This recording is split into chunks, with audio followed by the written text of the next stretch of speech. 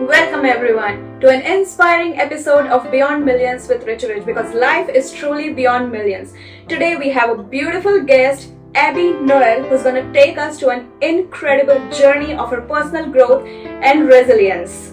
Abby is a wonderful musician. She was raised in Mexico, and she's the founder and director of Music Institute of Talent Education. I'm sure by the end of this episode you will walk away with fresh insights, new perspective, and perhaps even more valuable life lessons. I'm excited to share my journey with you, so I hope you enjoy it, and remember, you all are powerful. Thank you so much, Abby, for being here with us today. We cannot wait to hear your story. Let's start with your early life. How were you as a child, and what kind of family you come from? Well, my family was very traditional, so I would say my childhood was very happy and very family oriented, so everything went great. Although we always, something that I realize now that I'm older and after therapy and years of experience in life, I realize all the education, at least in my country, was girls don't show up some feelings, like negative feelings, like I have to invalidate my own feelings to please others. So it was part of the culture when I was growing. Today it's a little different, but before it was like that. So it brought a lot of issues when I was a grown-up woman. So, but I will be talking about it in a little bit. So I was thinking, like everybody, like every girl in their 20s, they kind of like fantasize their life. What was actually going through in your mind when you were in your 20s? Well, I have big expectations. Some of them realistic, most of them not. Because we're young and unexperienced. So we are dreaming of thinking big and everything, which is great. But sometimes if you don't have the right guidance or the right approach to get your goals, it's hard to get there. And the discipline overall, yeah. So, I know you are doing a single parenting, right? You are the protector and provider of your family. Would you like to elaborate, like, how was the relationship with you, and what were the challenges that you decided for a separation and, jump into this single parenting? Well, first, nobody went or goes into marriage just with the thinking of I'm gonna divorce someday or I'm gonna be a single mom. So I wasn't prepared for this. Of course, nobody is. But then life, it's leading you into these curveballs, and here we are. Like, okay, now I gotta come with something and reinvent myself, reinvent my life and my children's, my family life. So everything is being great now, but it's been a long journey. Yeah. So. I was happy, like in the relationship. We were very compatible. We always laugh about everything, but the issues start coming. They say the big divorce or separations come because either infidelity or money. In my case, it was money, because he got laid out, and then I find out myself being the one writing the resumes, trying to push him to get a job, any job or any kind, and he was.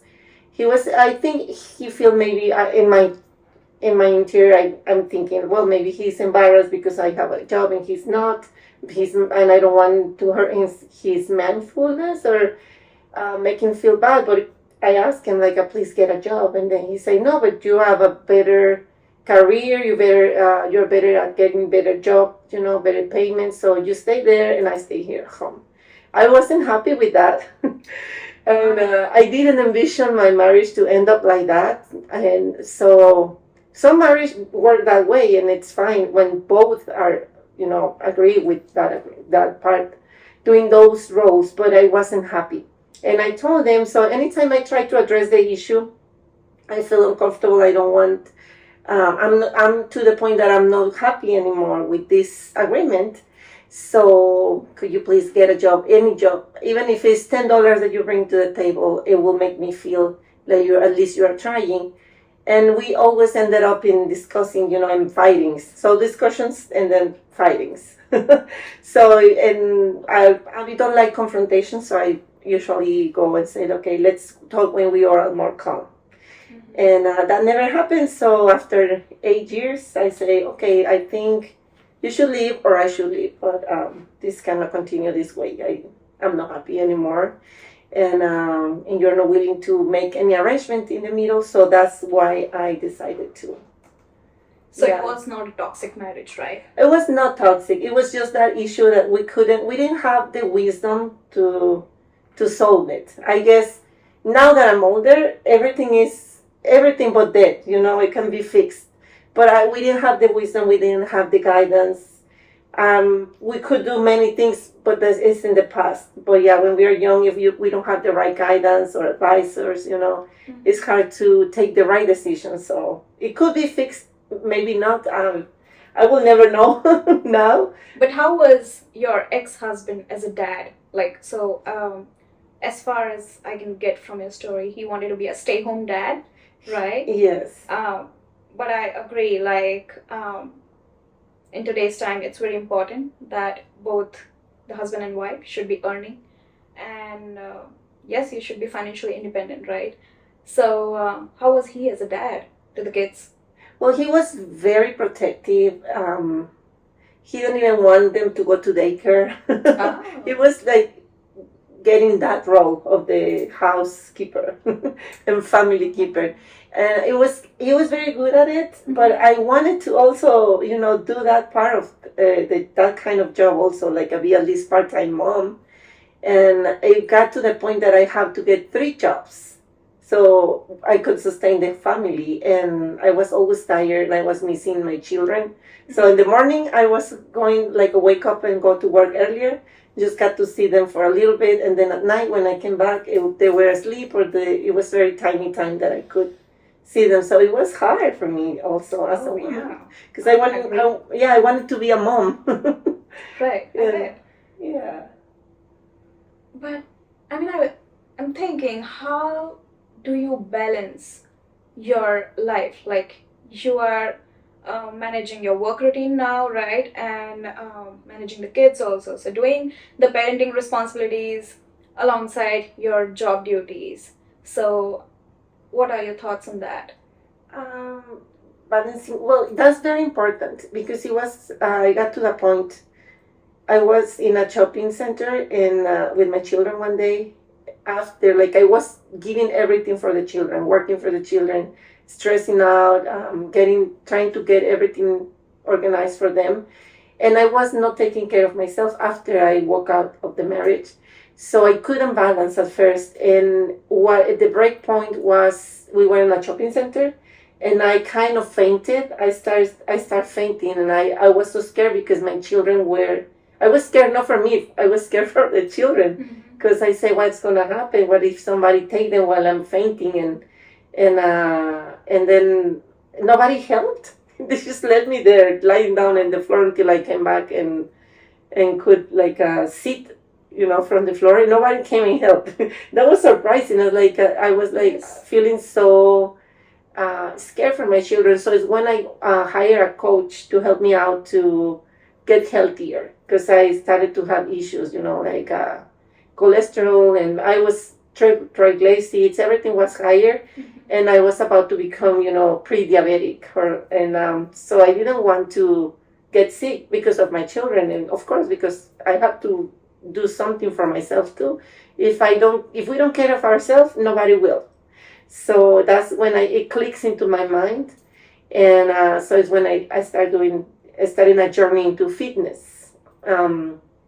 So in it's when I start balancing, getting more books and hearing podcasts about how to love myself better, how to have a better mindset in life. Right. I started to do yoga. I started with yoga and meditation. Wow. So that really helped me out and changed my life. That's amazing. That's really inspiring because, yes, I can imagine putting myself in your shoe, that it takes a toll on your mind, right? Balancing everything, doing everything, providing for the children, providing for the family. just by yourself. And then above that, you have to take care of yourself too. So yes, seeking like therapists for the mental health, that's Yes. really important. And it's like, yeah, I'm sure, like, with this conversation, many people out there who are really struggling, they can relate. So I actually read a poetry written by D.V. Margot, which says like, your kids will figure you out one day. They will see you as humans with traumas and flaws. So in this poem, the poet really insisted on healing, because I agree, and I'm talking here about the burden of wrongdoings by the parents, which then flows in the generation. So your traumas, they are seen in the next generation. They will flow through your children. Do you think that letting go of the past is important? And have you ever been in a circumstance where you felt that I'm so close to the healing, but I still feel broken? Well, yeah, that's super important because at least in my family, it's talking about generation issues, and I discovered this in therapy. So we keep these loyalties to the family. In my case, I'm a woman, so I keep loyal in unconsciousness. It's not even conscious. You don't realize this. I didn't realize this until I went to therapy and saw, oh yes, all, like if I look back and I look around, all female women in my family, most of them, we end up being the head of the family, like sustaining the family for any circumstances.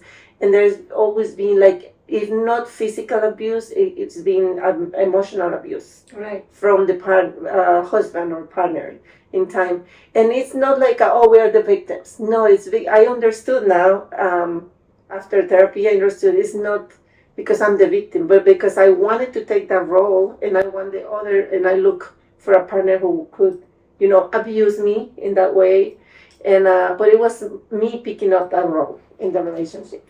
So I decided, with love and in understanding, to end up that cycle in my family. And I want my daughter to be free and to be healthy, and start healthy relationships, not just with husband, but with friends, and all around her is healthy. Very rightly said. So you have a daughter and a son. And a son, yes. Okay. Do you ever sit and discuss with your daughter about love? Like, what is love and what kind of men you should allow to enter in your life?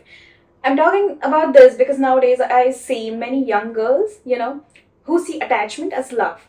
For them, attachment is love. And I feel such kind of women later in their life, they kind of become rehabilitation center for raising toxic men. So do you ever sit down and talk to your daughter? What advice do you have for her? Yes. So that's very common, especially in young girls. And especially I talk to my daughter a lot because we are not like a family, normal family. The father and I, we are separated, like we're in different places. So yeah, I always talk to her like, you are very valuable. You should always look for somebody who values you, respects you, and before you get into a marriage or something serious, go to therapy, fix your, all these family issues that you may still have, right, within you. Finish your career, your hobbies, travel the world, do everything you need to before, because then later, if you're going to raise a family, you will need your full attention into that. And it's a different project. And get away from the red flags, if a guy shows something that is like a red flag to you immediately, we always feel this in our guts somehow. Mm-hmm. We feel something is it's off in there, or it's not an emotional really connection, but we are just like, oh, but he's handsome, oh, but he is a doctor, oh, but he has a good career, he has money, and that's not all either. Like, we need to look also for the other red flags, right, in the relationships. And it's not many. I used to be one of them, like, oh yeah, I'll fix this guy. Love can overcome everything. I will fix him. I'll stay longer. I'll stay one more year. And I have friends, like one girlfriend who once was beaten by the boyfriend. And then one day she said, like, maybe if I'll stay one more day, he will change. I say, no, he will never. Like, if he did it once, he will continue doing it because you're allowed in it. And it could be not just like physical, it could be emotionally. And I think that's even worse than the physical. I mean, both are bad, but emotionally, it's harder, because you don't see the bruises because they are very inside. And sometimes they don't come out, those wounds, until you go to therapy. So, yeah.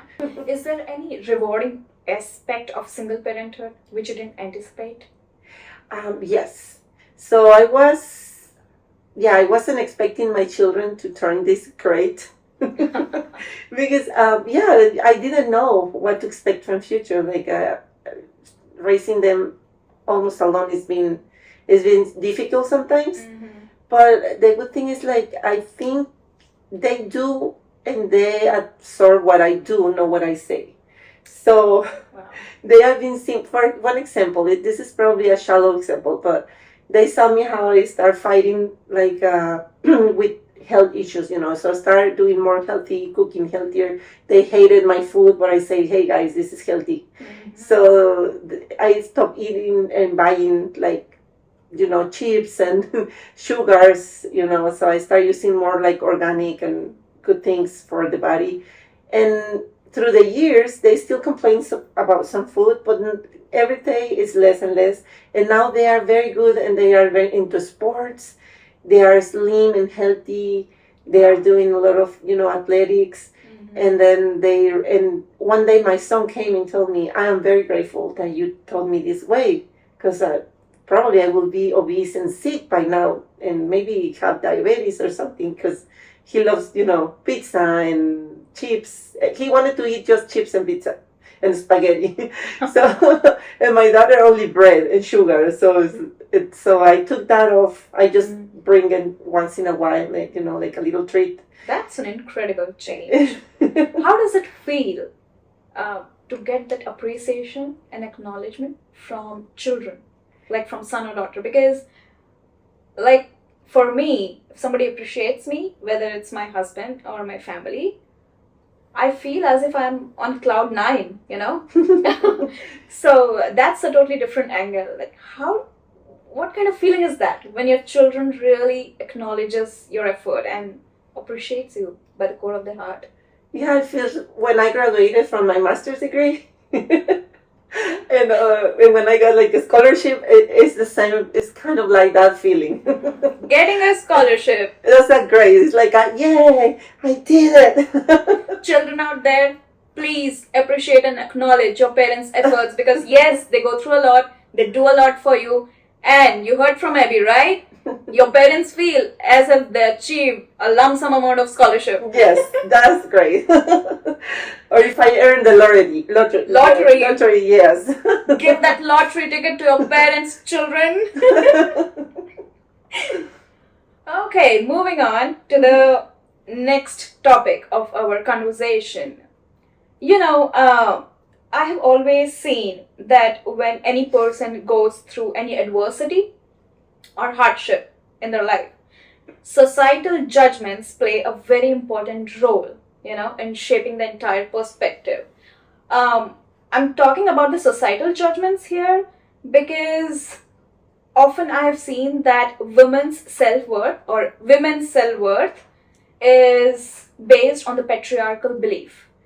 Since ages, this society has been feeding into women's mind about the self-worth concept. Have you ever came across any judgments where you have seen people, they are making some judgments on you, or some comments on you, maybe because of your single parenting or about anything? And how do you describe the self-worth for yourself? Yes, especially when my children were young, my son was restless. He was a difficult child, to control, because he has so much energy in him.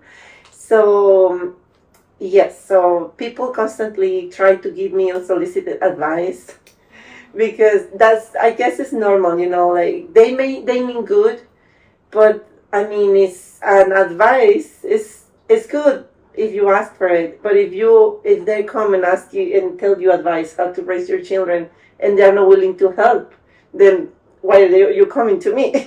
Right. Tell me what to do, but also come and help me out to put it into practice, because otherwise it's just like criticism, yeah, right? And then and I was like, okay, thank you, I appreciate your advice. I didn't say anything. I never like confrontation, but yeah, I adjust. So I adjust and just try to keep my children, if anything, just go out to places where children oriented, like restaurants or places, that they accept children. Or if I went to a party or a wedding, I ask, are children allowed or not? And then I always make arrangements to not to bother other people that they don't want children around. Or just don't go if I couldn't make any arrangement. So I have to do a lot of adjustments, and it is not always nice or easy to do those arrangements. So Yeah, I'm sure. yeah, but usually my mom used to say, if people do not, when I was a teenager, I was very self-conscious. I think all teenagers are. My mom used to say, why do you care? Do they give you money? Do they pay for your food, for your rent? Do they pay for raising you? No, then why do you care? So I usually hear her voice in my mind saying, why do you care? And I don't really care. Yeah, but most of the lessons which parents teach, especially moms, you realize very late in your life, right? Yes. I think after 30s or 40s, like, you really don't care about what other people think of you, what the society think of me. Like, you do you, right? Yes. I completely agree. But, like, listening to your thoughts, do you think that we women, we do not give enough credit to ourselves? Yes. I think sometimes I didn't realize because I'm too busy and trying to raise the children and work and everything. And sometimes I do not recognize my own merits. And until other people come and say, like, oh, look, you're doing a great job with your son.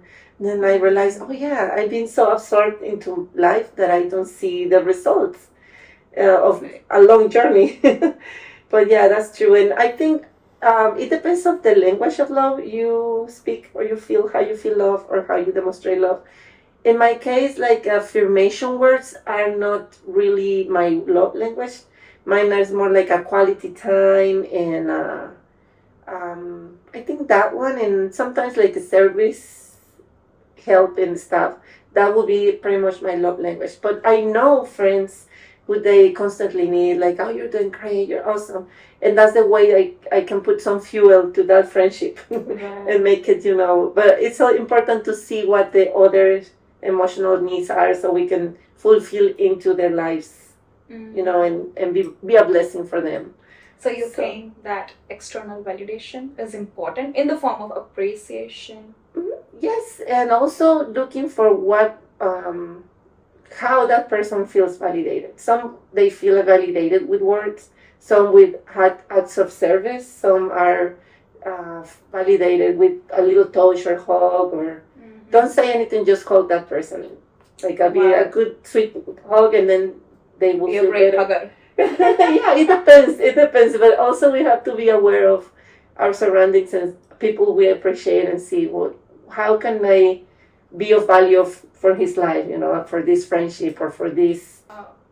Irrespective of the fact how much you say to the world that no, I don't need validation. Yes, you do. Every human being in this world needs validation, at least from their family members, from your mom, your dad, your siblings. Yes. Because when your own people tell you that, oh, you are doing great, you are doing this wonderfully, it just gives you a boost of confidence and motivation, Oh, it's true. to get through life and through any phase of life. And I completely believe that. So you are a musician as a child, so you always dreamt of becoming a musician? Was your goal? to become a musician? Yes. Well, now that I've been at this age and after this journey, when I was young, my dream was to become a concertmaster or a musician, a violin, a great violinist or pianist. And that was my original dream. But I think it's the dream of my mind or my soul. But your call is different because I always been enjoying teaching, and I didn't know that was my call, or my purpose in life. So I can clearly see that your journey has shaped your values and priorities in life, right? So, at this phase of life, how would you define success and happiness? well, that could be different for each people, for each person. For me, happiness is happiness. It's a little moments that shape your lives. Like, for example, right now I'm very happy because I'm sharing with you and with you all my journey. So that makes me happy. If it's useful for anybody, that would be great.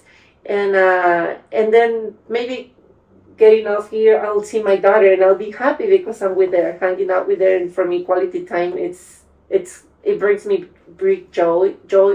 So that's something that I enjoy in life. Even when I've been crying, I've been taking care of my parents before they died. And now it brings me happiness to know that I was there for them when they need me in their last minutes of life or last year. So that's also happiness. So I realize I'm a happy person. I have a happy life, but it also depends on your mindset and how do you see things, the way you see things. That's what it makes you or happy or not. Yes, and I think when you are happy in your little moments, that is success.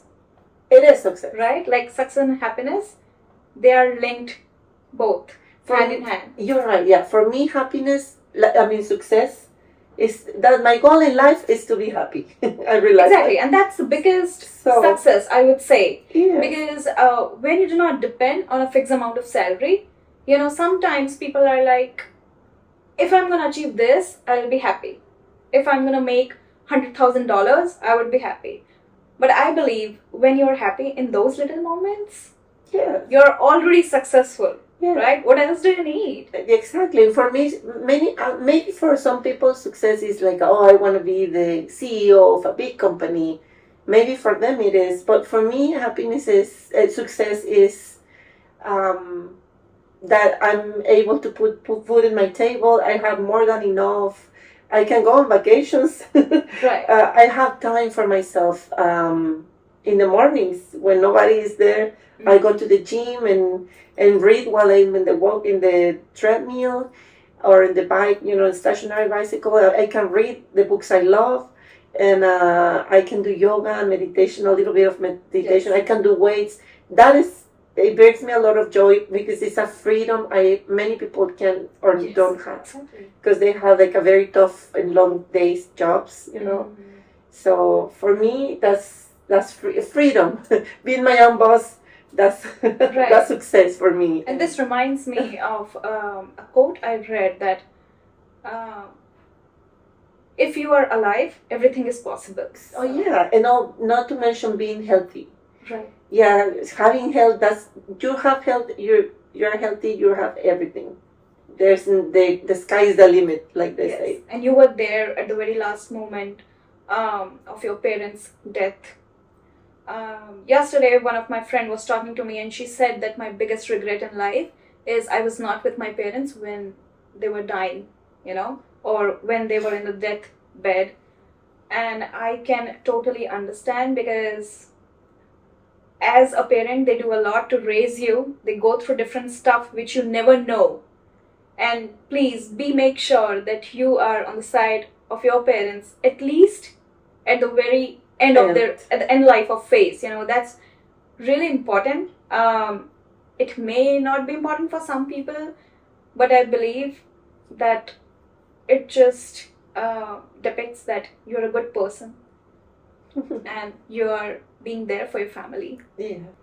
Do you think that people still suffocate under the weights of their trauma or horrible experiences?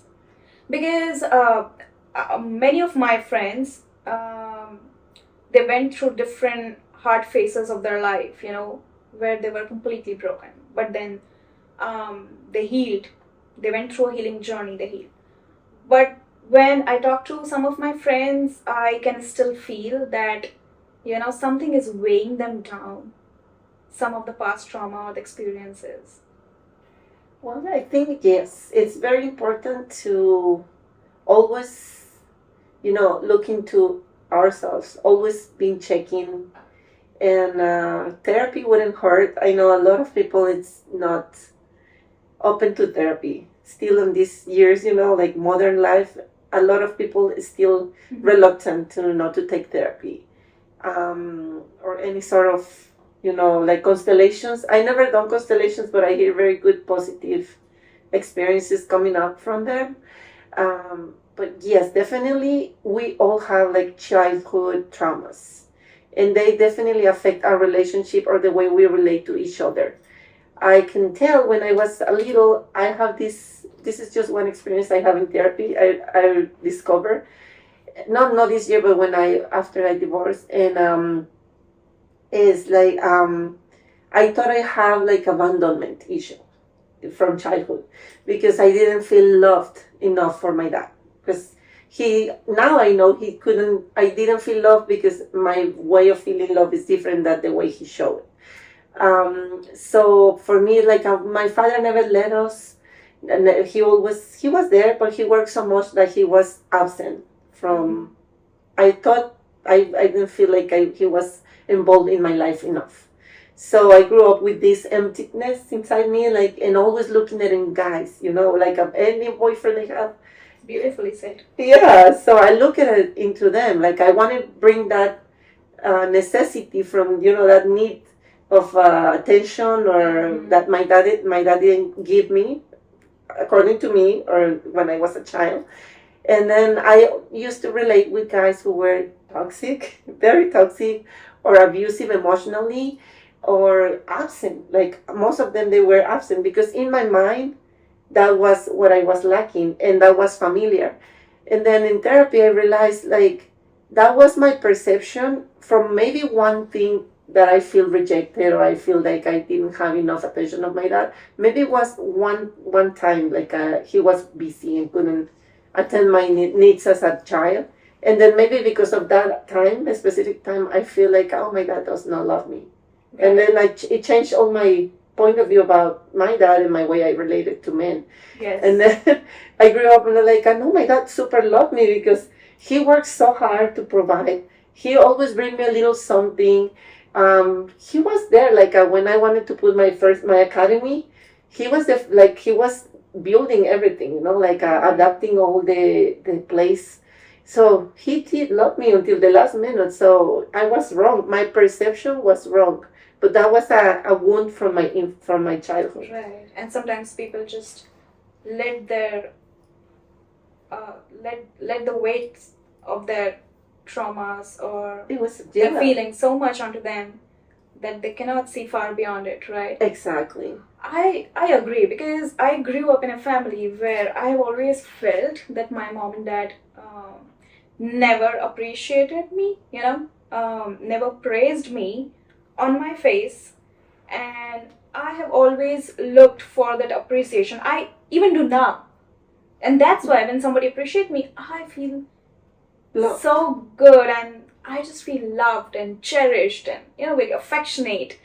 And yes, that's the thing. Although I know that my mom and dad, they did the best, whatever was possible in their best capabilities, they provided for me. They really love me. But sometimes people, they are not good with expressing their love. Yeah. Although I believe that it's just an emotion, like, if you can express love, nothing can be more beautiful than that. And until a person realizes that death is approaching me, he doesn't or she doesn't express. My mom, when she was battling cancer. She's still battling cancer, but when she was battling cancer and she was in the hospital, I don't know. I think she realized at that moment that maybe this is the last minute of my life. And never in her life I have seen her expressing love to my dad. She never said I love you to my dad, never ever. But when she was in the hospital, lying on the bed, and maybe she thought that, okay, I'm gonna die, she felt that expressing love is very important. She called my dad, and because she didn't have enough energy, she said to my dad, come here, I want to say something. Oh. And my dad, he leaned on her, and she whispered, I love you. And my dad cried. Like, even it brings tears to my eyes. And I literally believe that expressing love is very important. And that's why I keep telling my siblings and all my friends that if you love someone, please express. Yes. It takes hardly any minutes to express that love, but you will make that person feel so much more important and so much valued, Right. You do not know what your kindness, what your appreciation, a 1 minute of appreciation can bring onto the table for that person. I agree. Sorry. No, that's perfect. No, yes, and you're so right. That was one of my issues when I was growing up, and that's why I didn't feel love, because my dad never say I love you to anyone, not even to my mom. Mm-hmm. And my going through life, and the experiences they share with me, my parents shared with me, we find out with my therapist that that didn't show up love when he was growing up either. Right. Like, probably he was never told, because it's expressing it's teachable when you grow up. So, and then because I have that need when I was growing up, I also, with my children, I always say I love you. So now it's so normal. Like, when they leave, it's like, I love you, Mom. Or we hang up the phone, I love you. And then my daughter, if I don't say I love you back, she gets really upset. I say, what? She say, wow, you do not love me back? And I have to say it, otherwise she get upset. So now it's a very normal in my family. But when I was growing up, only my mom used to do that. That's so different. But that's so amazing what you went through, and that you realize about love. Yes. Mm-hmm. Okay, so much on love and expression. How has friendship played its role in your life? Because I believe friendship plays a very integral part in your life, especially in the phases when you're alone, or when your family members, your mom and dad, they are far away from you.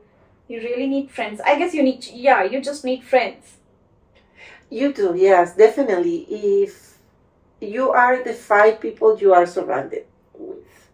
That's what I read once in one book. And so it's important to have a backup, friendships around, like relationships around you, because they will sustain you in hard times. Like, for example, my girlfriend, like when she was beaten by this not husband, it was her boyfriend, and they lived together. So her best friend, I was just starting to be her friend, but her best friend was the one who came and said, we are leaving, pack your things, we're leaving. If not, she said, I will probably never leave, and I could even be, I don't know, in a very bad situation or dead if I continue, because it's a cycle. So that friendship is very important to, keep happiness and success. But also you have to be very careful who you let in to your life. Right, because I have been with certain people in my life, and I always felt that, wow, they are my great friends, but I can still feel that the vibe or the frequency is not matching between both of us. You try to pour in a lot of affection, care, understanding in some friendships, but still they don't work out and you don't vibe with people. Do you believe in frequencies or manifestations? Energy. Yes. Energy, yes.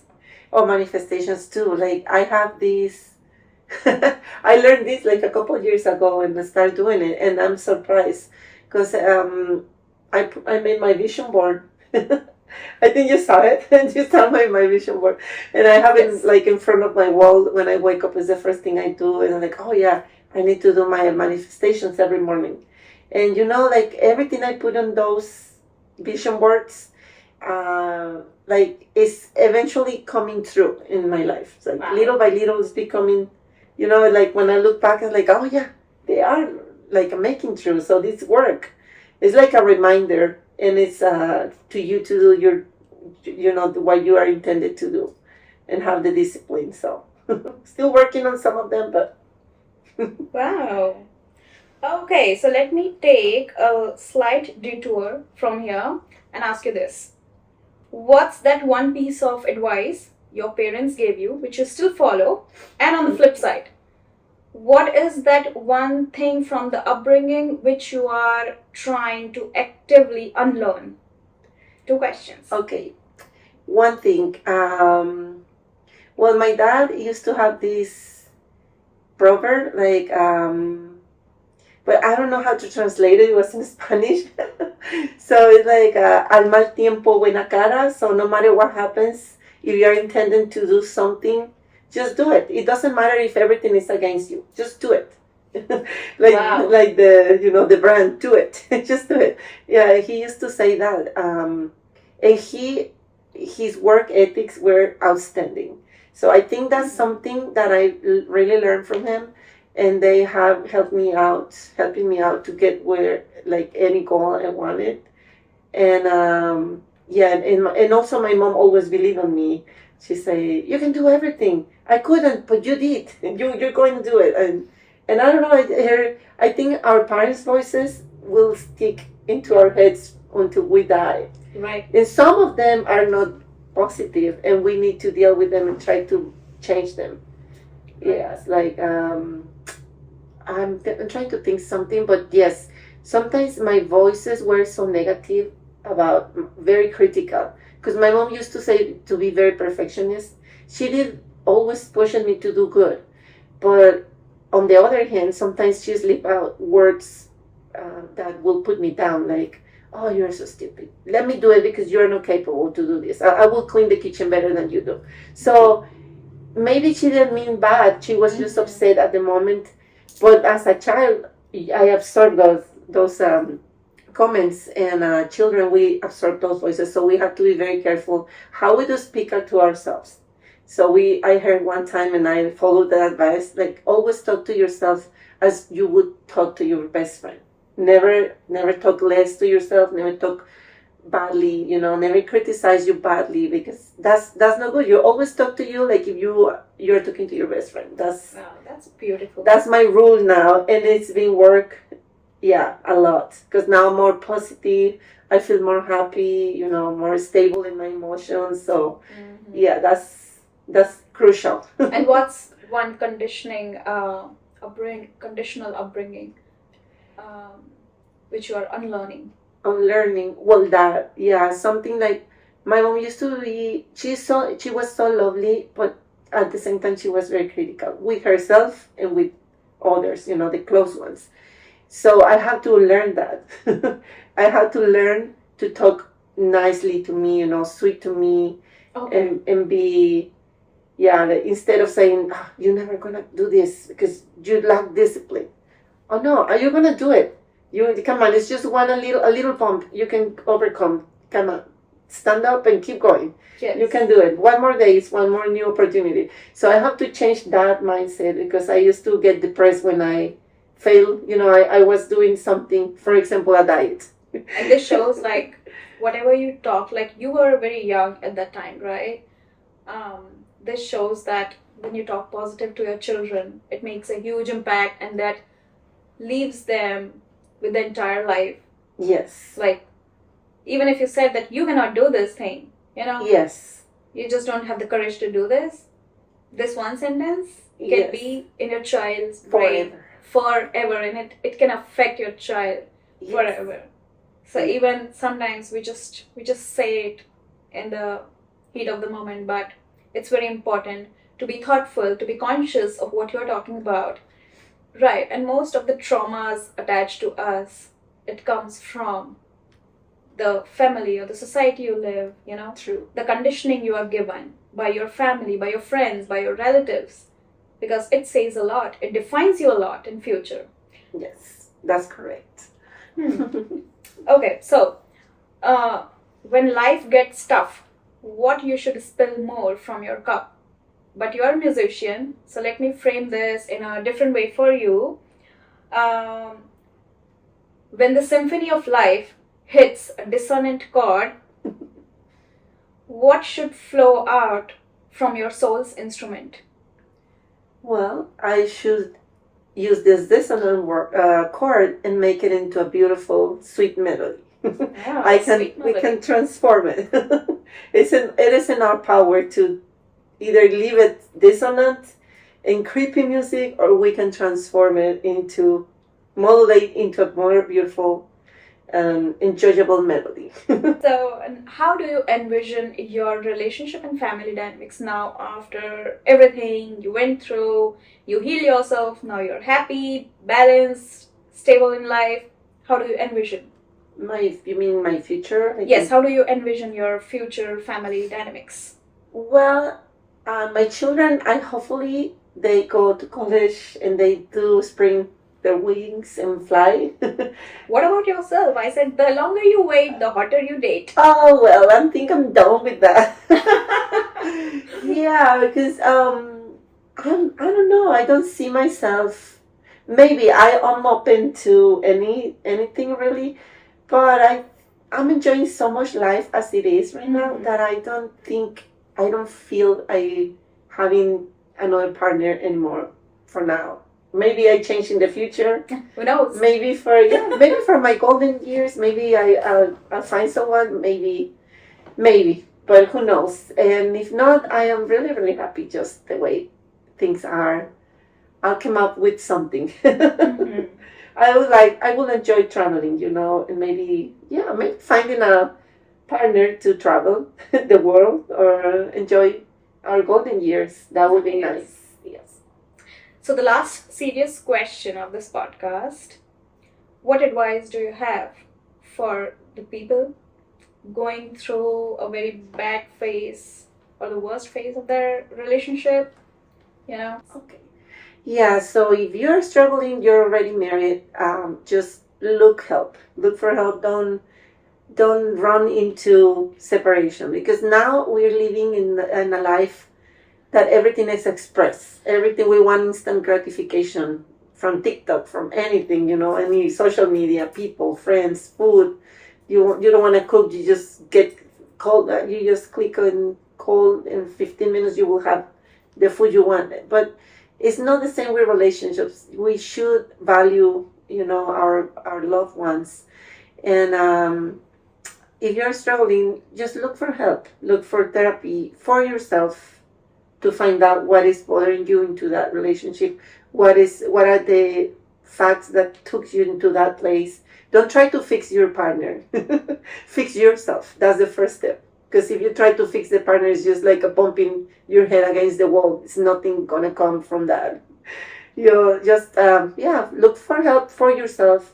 Try to be open. Try to be humble, and willing to change whatever is needed to change. If the other person wants to take the same approach, and then that will be a win-win. But if not, then you will come out with the right decision. But always don't run into decisions too fast, especially if you're angry or upset about something. Yeah. And then for the new generations who haven't get into a relationship yet, please do not get married too early in life. Enjoy life. First of all, find out your purpose in life. Your vision, your goals, your value. Write down, okay, these are my values. I want to know. And if anything, relationship with friends or family, or especially partner for life, like a marriage, it has to share your same set of values, your same set of goals also as well in life. And those are very important.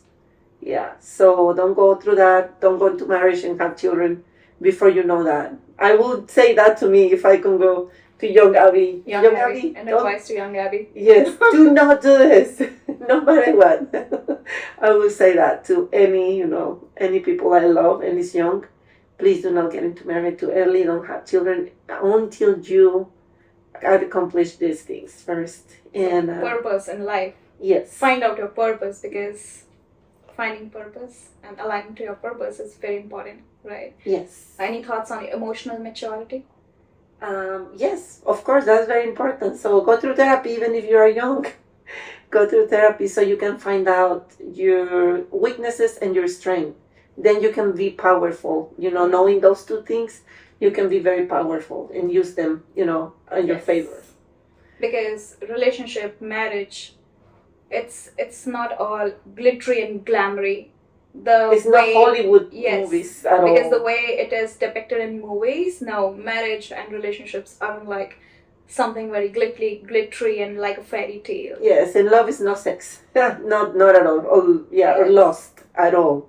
Yes. Yeah, so Sex is very overrated. Like, it is. some people just come into a relationship for like physical attachments. Yeah, especially woman. Like if you give yourself physically to a man too early, two things can happen. Woman, you fall in love faster because when you get into bed with a man, you are kind of attaching emotionally somehow, and your hormones, because it's biology. So you get attached to that person, and you start thinking about that person more than if you were not being in bed with that person. Men, on the other side, like they kind of get like, okay, I have the milk. Why should I get the cow for? So I don't know if you understand the metaphor. It's like No, can you please elaborate that? I heard this once, like why a person will buy the cow, to bring it to the farm, if I can have the milk for free. So if I can have sex for free, why should I marry this woman? Oh wow! So and it's true. I mean, nowadays, like, it's so easy, to take the girls, and with all this feminism and liberal minds, I think values are the same no matter how change happens in the world. But yeah, it should be values should be more strong, in our families and our girls and our society. I just say, yeah. Because many girls, they just slip away Yeah. with the emotional dialogues. Yes. If a man says something good to them and they are just ready to do anything, Yeah. and yes, sex is overrated. Love is It not is sex. It is not. Yeah. I totally agree. Yes. And So we should say that. And I have a friend like, and do you go out on a date with this man? I say yes, but I didn't want to go out because he wanted to get physical too soon. And then my friend said, but at this age, I said, it doesn't matter the age. It's just that, like, if man does not respect me, on the first dates, he's not gonna respect me at all in the rest of the life. Actually, it speaks very bad of that person. Like, he just want to be physical, and then right. so, and she's like, okay, I think if you see it that way, Mhm. but at this age we shouldn't be that. We are no virgin anymore. And I was like, it doesn't matter. It's about respect and values. I guess. Exactly. This reminds me of a quote I read somewhere, that your naked body should belong to someone who respects your naked soul. Exactly. Yeah. Right? Yes. And sex, like, and I also read, do you know the full form of sex? No. If you just define all these three with SEX, it's sacred energy exchange. Oh. Okay. Yeah, I read this somewhere in a book, that sex is sacred energy exchange. So you are exchanging your energy, your purest energy, you're exchanging with that person. Yes. So just do not fall for looks, do not fall for some fancy words. Instant gratification. Love is more than that. Love Yes. is not sex, love is more than that. It is. Because I believe true love never emerge out from bed. Mm-mm. It should emerge out from the soul, it should emerge out from the heart. And everything starts with respect.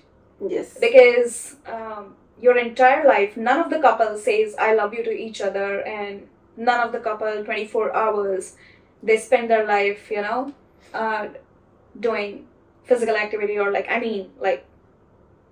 satisfying one another through sex. What goes throughout life in that entire phase of life or in relationship? It's like affection for each other, respect for each other. True. Because if there is respect, love automatically falls into that place. But if you just define the bodily satisfaction as love, it is not. It is. You will never gonna get that respect. No, and then a lot of people, like young couples, go into marriage and they don't realize love transforms. And then when you are you're in a marriage, you're deciding, to be there for that people in good and bad. And people, it's okay with the good, but they're not good with the bad. Yes. They're not. So it's when everything starts falling apart, and they're not willing to go through the harshest, the hard times, and so it's when that happens, like they realize, oh, this is not like the movies. Mm-hmm. Love is like waking up every day and taking the decision to water that plant. Exactly. Like put a little love to something Yeah. for the other person. It's work. Yes. It's a lot of work. Yes, accepting all the flaws with the positive sides. Yes, and it's a decision. You decide to keep loving Yes. that person that you chosen before. So Exactly. Because nobody gets a fully, how should I say, nobody gets a perfect person. You have to make that relationship perfect by working on that. exactly. So it's a work. It's a lot of It's a lot work. of work. Okay, so before wrapping this episode, we do a little fun segment with a guest. So I'm gonna ask you a question. You will have to answer me in just one word. No, I will give you no time to think about it. No Oh. thought process, Abby. Just give me any one word answer that strike your mind, right after listening to the question. So, how would you describe your current state of mind? Happy. Right? Now, here comes the 3 questions. Okay. Translate your life experiences into lyrics and melodies. You can even sing a song, sound it. Oh, there's one. Well, it's the same. Because I'm happy, come along. I can't remember the rest. But yeah, because I'm happy from, forgot the name of the author, but yeah, the composer. How would your life make a sound right now? Maybe like a symphony, like a happy symphony. Maybe Mozart symphony, because it's playful. If your life journey is a song, give any one title to it, To the job. to your life journey. What title would you choose for your life journey? Oh yeah, Ninth Symphony of Beethoven. Na, na, na, na, na, na, na, na. Joy to the earth. No, Joy to the earth. I'm sorry, Ode to the joy. I'm sorry, it's backward. Ode to the joy. Ode to the joy. It's they named it. Ode to the Yeah, but it's joy. Yeah, that's the theme, the little theme, And ode to the joy. and it's part of the Ninth Symphony of Beethoven. So that brings us to an end of this episode. I want to express my heartfelt gratitude to our guest, Abby. Thank you so much. Thank you. I'm sure that her life journey inspired you all, and if you enjoyed this episode, please share and subscribe, because the more you subscribe, the more wonderful guests we can bring with their incredible journey and stories. See you soon in the next episode.